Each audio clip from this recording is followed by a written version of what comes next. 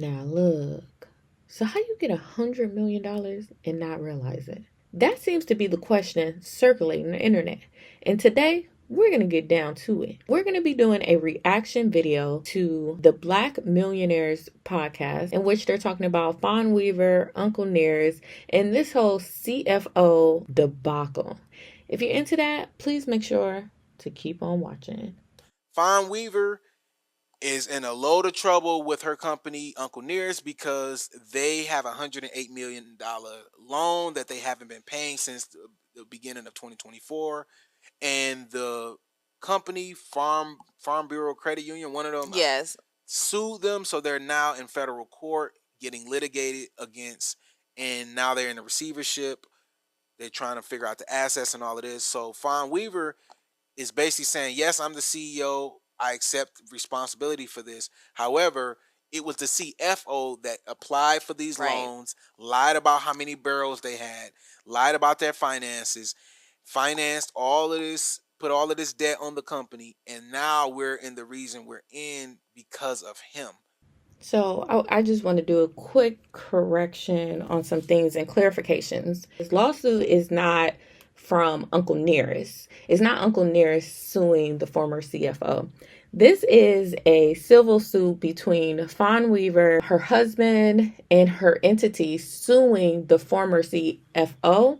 Another thing I wanted to talk about too is they said that he lied about the barrels.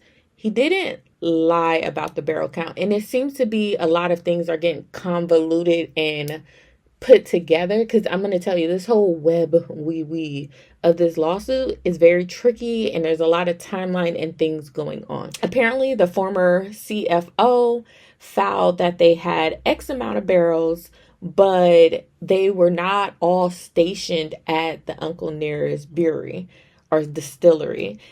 Some of the barrels are stationed at another place. And the way they usually get these counts is they usually just grab the inventory report. And technically speaking, you are supposed to count all the barrels. But when he submitted it, he was supposed to look at the contract and make sure that he submitted the correct amount of barrels. And I wanted to make that clarification because could it have been fraud? I don't know. But it could have been a legitimate error. I wanted to make that clarification because I think everyone believes the barrel discrepancy is the fraud. And I'm going to tell you this, that ain't what the fraud is going on here. We going to get into it. I'm going to do a full video about it, but that ain't the fraud, y'all. And when Fawn says there was fraud going on over here, that's not what she was talking about. Because that would not, I don't know, no lawyer who would tell her to make that her legal argument. It was fraud. No. We just gonna argue that it was an error. It was an error. Like, that's all you're gonna say. Like, you're not gonna come out and say that's fraud. That's crazy. Fraud means intent to steal, y'all. Come on now. That is not gonna be your legal defense. We need to stop doing that. That wasn't the fraud, but we're gonna get into what the actual fraud is. Some random white dude. I don't know why she even selected this dude, but you're the CEO. The buck stopped with you. My question would be, where the fuck were you when you received the money and you knew we didn't have right? Like, how did you get $100 million loan without saying hold the fuck on? How did we do it? You know the revenue. You're the CEO. That's your whole job. Revenue. That didn't feel a little heavy at the time. That didn't feel like, hold on. And then personally, to say that this entire deal went through without her name on one piece of paper is hard to believe. Very hard. So he is not really like some random white dude. I mean, to you, he's a random white dude, but to Fawn, it wasn't. Because I actually looked into this. I said, who was this man? Who was he? So apparently Fawn is friends with his wife. So she knew him. She trusted him. Not only a working relationship, but I mean, it was a friend. How close she is to the wife, I don't know. But apparently he was not some Joe Smo off the street. And he also has a history of working in the alcohol industry. In particular, I believe it's whiskey in particular. So needless to say, homie should have known better. And the CEO, the buck stops with you statement. That is true to an extent. There is definitely things you're responsible for as a CEO, but we all know if you want to steal from your job, you're going to steal from your job. And your manager is probably not going to be held responsible for the theft you decided to engage in. They're not saying that they never lended money from them. They acknowledge that this was their preferred primary lender. So they were getting money from this lender.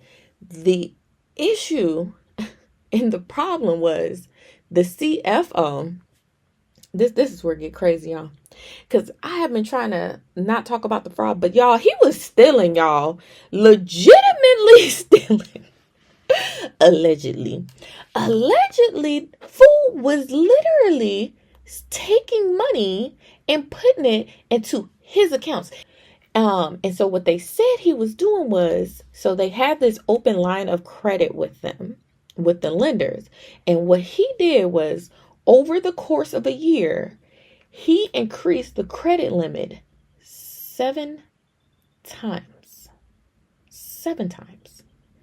I still am trying to figure out how the bank even allowed that. How did that get flagged as some type of suspicious or irregular behavior to increase the credit line 7 times? And asking where she was at, she says it in the thing. She says she was being a CEO. CEOs ain't always in the office.